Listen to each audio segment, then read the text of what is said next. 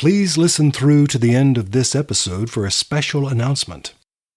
This episode of Relativity is made possible through the support of Stephen and Catherine Farris, Bill Carriola, Barry Heap, Paul Van Breeman, and Michael W. McClure, and by listeners like you, who support us and get exclusive content through patreon.com/relativity. Relativity. Matter of fact, I'm in the middle of a party. I apologize for the noise. That's okay. Who did you say this was? It's Mission Control Arecibo. I'm the flight director. Holy crap, I've been wanting to talk to you. Look, just promise me you'll keep me on the line when he calls back, okay? I thought you didn't want to talk to him. That was before I knew that we're going to find out why the famously insane Louis Anstey not only seems to know all about you, but is the president of your fan club. Relativity.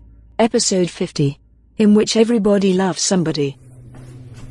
Well, I'm always glad when something amuses you. Keeps you out of trouble. I'm not trying to be a smart aleck. It just took me by surprise. The truth is, I'm a little jealous. I thought I was president of your fan club. I'll fight you for that position, sir. Flattery will not get either of you anywhere. You know, you had an idea and we had no idea about how to make it work, and then boom, somebody came along to make it happen. That really did seem less like a coincidence and more like divine intervention. I don't believe in divine intervention. I may have to start. However it happened, I'm glad it did. And maybe Louis Anstey will be able to explain the behavior of our plants. Or maybe he can't. Either way, we have to wait for him to call you. Yeah, and I'd really like to go downstairs and check on my mother, but I also want to be at the station if he calls back soon. I got the impression he was going to leave that party so he could talk to you. If it's okay with you, I'd like to go down there and see how your mother's doing. You would? Of course. I mean, if it's okay. Are you kidding? She'd love that. I'd love that. Then I'll do it now. Thank you, Marcus. My pleasure. Absolutely. Going offline. You're having a great day for a change. I am. I really am. Imagine Marcus wanting to visit with my mother for a while. You still think I'm imagining things? About what? About Marcus, you soulless automaton. Hey! I mean it. Nadia is learning about human romantic relationships, but Sophia is still overdue. So, I just want to understand the rules here. Since we've been in each other's heads, now we have free reign to comment on any aspect of each other's most personal things. Is that right? I'm sorry. I know. You're right. You're right. I went too far. I'm not averse to being in a romantic relationship. I'm not. It's just not something that I'd ever made time for in the past. And it hasn't been due to any lack of being pursued. I mean, how do I say this? Nobody has ever said to me that I was unattractive. Not even your mother. Okay, except my mother. I'm guessing that you're modestly telling me that you embody a fortunate combination of brains and beauty and ability. Okay, I wouldn't go that far. Maybe other people would. When pressed to describe myself, what I say instead is that I have obsessive drive. And I know it's a compulsion to prove myself worthy. Worthy of? I don't know. Yeah, but see, there's Marcus, and he adores you. Self-worth has to come from you, of course, but if you're looking for external validation, there's some right there. Okay, for the record, and this will be the end of this conversation, Marcus is an appealing person. Well, I'm not sure what that means. He's extremely intelligent and very, very good at his job, and courteous and kind, and he's just a great guy. I think I'm waiting for the other shoe to drop. No, that's it. I just wanted you to know that I'm not oblivious. He's great, and I know it. So, what's the problem? I've never seen him, Does he only have one eye, right in the middle of his head like Cyclops, or what? There's no physical, nothing off-putting at all. In fact, no, I'm through talking about this. Okay, no, I respect that. Look, I know you were teasing, but you called me a machine, and I want you to... I was kidding. I know, but listen, I have healthy, age-appropriate hormonal responses like any of those, the other females I know. We can stop... Heterosexual responses. Stop right here, if you want. I'm trying to impress on you the fact that there is more to me than you give me credit for. Where Marcus is concerned, let me tell you that in addition to his other attractive qualities, he is a remarkable specimen. You lost me? I mean, he is tall and broad-shouldered and has the darkest, most intriguing eyes. Oh, tell me more. You asked. You insisted that I tell you. I did not. You volunteered that. You said it was none of my business, and then you kept talking. Oh, I guess I did. And I loved it. Don't get me wrong. I loved it. I guess I really have been feeling almost like you and I are still deeply connected. Well, we are. Right now, it is the best thing in my life, our connection. Maybe in mine too. Listen, Sophia, maybe not today, but I can see a day in the near future when I could tell you all about my mother and all of that. Only if you want to. I want to. I do. And, now I'm wondering when Anstey is going to contact you. He may have meant that he'll call you tomorrow or a week from now. I'm afraid so. And you know what? I'm also, now that I think about it, I'm really concerned about how Nadia may have responded to our earlier conversation if she was listening. So I think I'll get off this call and see how she's doing. I want a full report about her condition. Oh, you'll get that, believe me. Just I don't know, just try to remember that she's growing.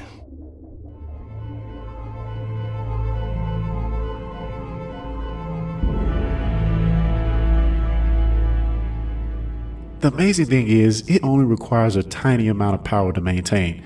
So one quantum oscillation engine will keep it going basically forever. I can't pretend to understand all the science, but you're doing a wonderful job of reassuring me. What I'm saying is, your daughter is fine in there. From what Dr. Mason has told us, the agency perfected cryogenic suspension a long time ago. But people just don't know about it because the agency decided to keep it to themselves. I wonder why. You want to hear my theory? I do, yes. Come sit over here. We'll sit. Do you have time? The boss said I could come down and talk to you. The boss. I like that. You call my daughter the boss. But tell me your theory about the cryo chambers. I think that once they proved that it was perfectly safe and reliable and could work for just about anybody, they worried there'd be a stampede of people wanting to get their hands on the machines. What on earth for? Well, a lot of people think that the world is just going through a bad time right now, but soon it's all going to get better. Oh, and so they would want to sleep through the bad times. That's my theory anyway. So, do you think these things are going to get better? The temperatures, the water, and all of it? Well, I don't like to give up hope, but honestly, the tipping point was the early part of the 21st century. I'm afraid that was really our last chance to do anything about it. So the world is doomed, you're saying? I can't lie about it. Temperature's going to keep going up, so the droughts are going to keep getting worse. And down here, the hurricanes are going to get worse. It makes me glad I lived through the times when, well, before all this happened. I wish I had. But you haven't given up hope. That's not in my nature. You seem like a good man, Marcus. You're the kind of man I would like to see my Sophia marry someday. Well, just between us, I'd like that too. Oh, and does she know this? I don't think so. She's like a stone statue, that one. I don't know why she is like this. Maybe you could just put in a good word for me? Do you know how she would respond to my telling her that you're a nice man, that she should give you a chance? How? It would be the end of any hope you had with her. Yeah, I can certainly see that. I wouldn't go out with anybody my mother picked for me either. So you understand? I do. Maybe you should forbid her from having anything to do with me. Now this might work with her, yes.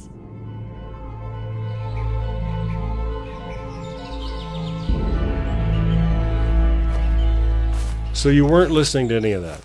I don't listen to any conversation that you've asked me to stay out of. Well, I appreciate that. I think that's very mature, if that's the word I want. I like the word mature, so I thank you for using it. Are you in the habitat for any particular reason? No, I'm just breathing the good air, touching the leaves and the tree bark and, taking advantage of the chance to walk and talk with you. I appreciate your desire to talk with me. Well, I'm enjoying our talks more these days, Nadia. I've been telling people that you worked your way up to being essentially a 13-year-old girl. I hope this was intended as praise and not as criticism. Praise, absolutely. You would be a much better judge of my human equivalency, of course, but I believe I am now at a level of development roughly equivalent to a typical human female aged 21. Oh, if so, you flashed past some interesting times. I don't understand. Well, don't worry about it, but it means you've outgrown the earlier, I did have what is known as a crush on you, yes. And now I view that with embarrassment. That's perfectly normal. I mean, embarrassed about the way I spoke to the flight director, to Sophia. Is she... Well, I hope she understands what's happening. I should apologize to her. That would be a very nice gesture. But first, I wanted you to understand that my embarrassment was not because I had such feelings for you. No offense taken. I enjoy your company. I enjoy taking care of you. We have interesting conversations. You help me to grow, and I like to think I am good for you as well.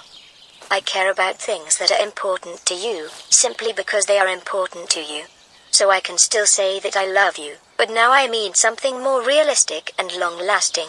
Well, you know what? If that's your definition, and it sounds like it is, I can honestly say I love you too.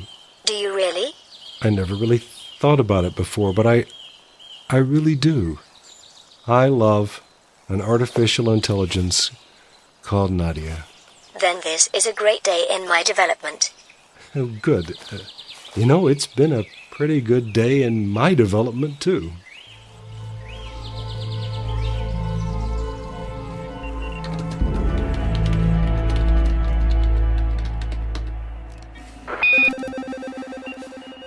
Yes, hello.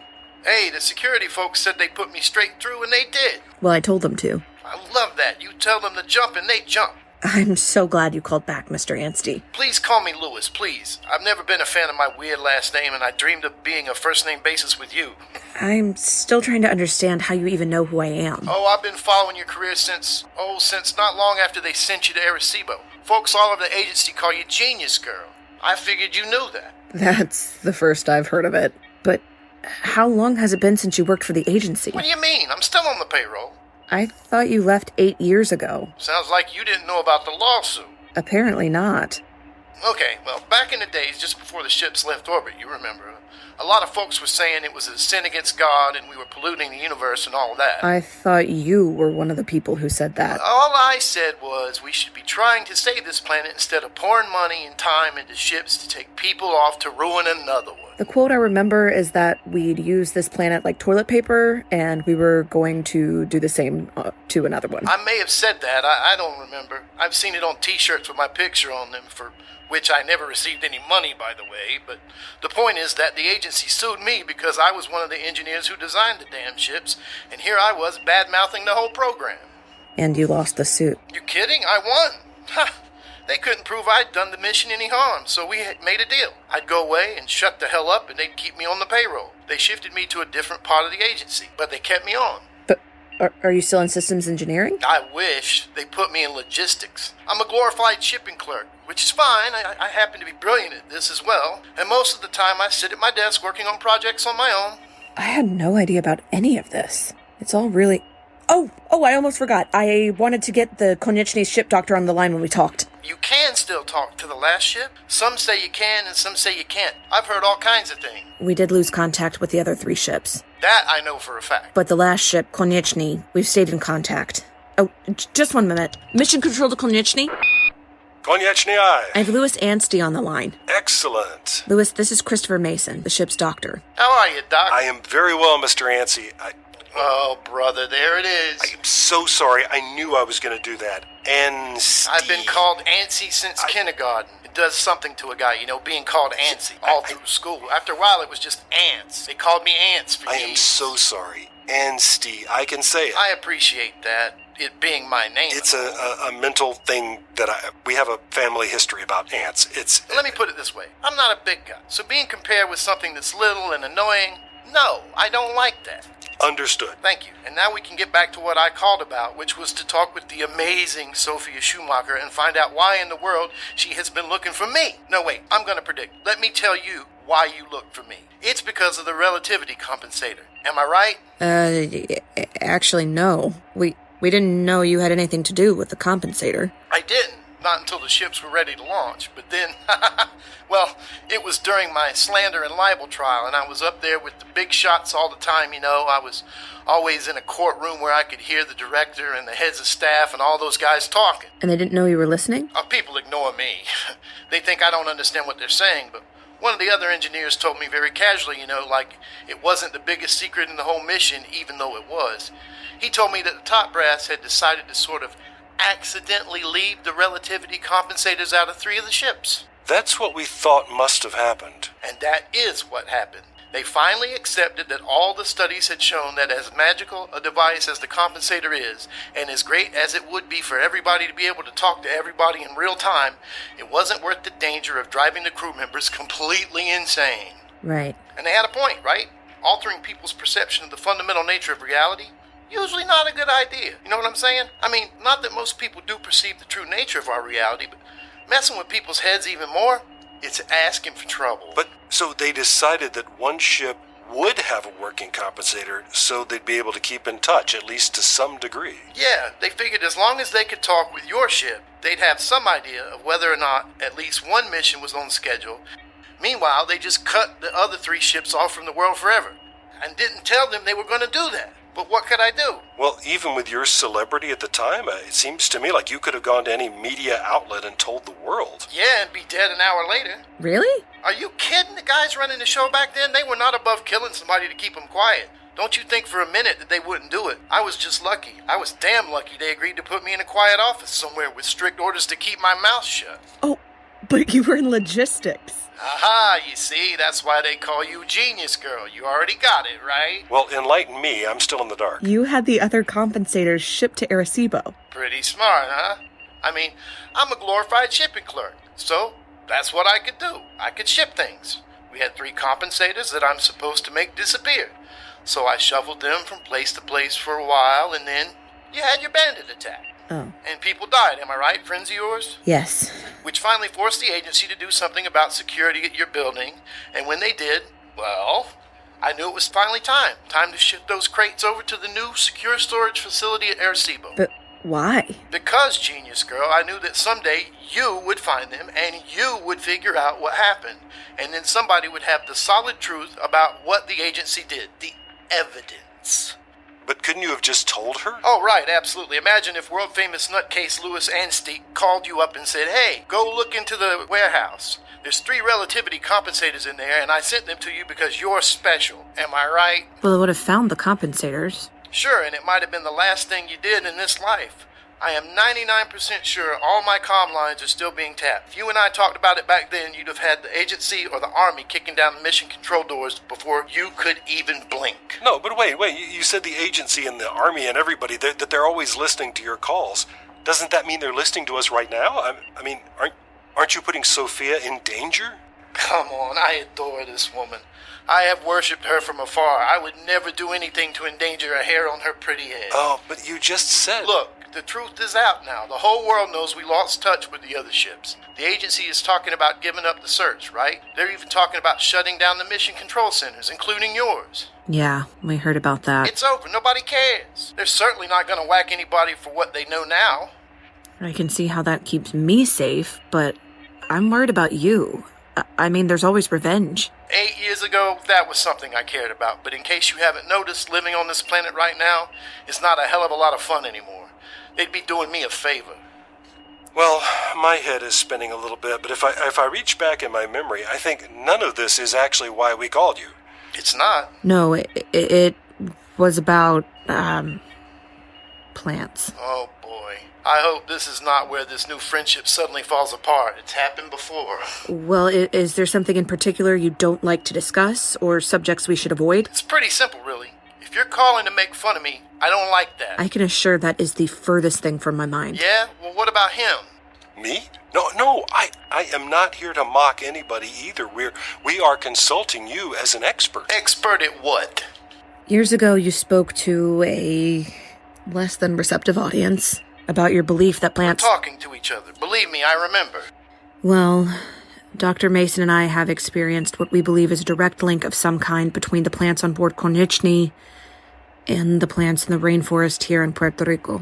Not just the plants, but all of the life forms dependent on it. Yes, Chris witnessed his plants in space moving in sync with the singing of crickets here.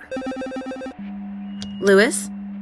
Mr. Anstey, I have no signal from him. he hung up on us. Well, either that, or something happened to him. Relativity. Episode 50. In which everybody loves somebody. Written, directed, and produced by Lee Shackelford. Featured in the cast were Alana Jordan, Stephanie Lindsay, Clarence Brown, and Lee Shackelford. Brian Costin was heard as Louis Anstey. The role of Central Computer Nadia was played by herself. Please rate this program wherever you get your podcasts. It helps us attract new listeners to share this journey.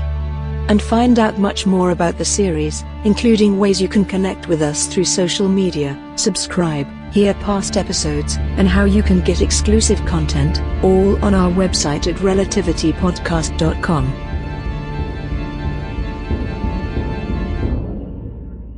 Relativity. Hey there, Relativity fans. Lee Shackelford here, out of character, to tell you that we're going to take a little break. I don't think it will be for very long, but we do need to catch up on some recording and a few other things before we launch into episodes 51 through 60, the 10 episodes which are supposed to conclude this series. And as always, we want to make sure we're giving you the very best science fiction audio drama it's within our power to give, and to make something that all of us involved can be proud of. So keep this channel open. Meanwhile, do please check out wifi-sci-fi.org to learn about how Relativity is involved with that project, including our live show on April 25th, 2020 in Seattle, Washington, and how you can be part of that, even if you can't be there in person. wifi-sci-fi.org.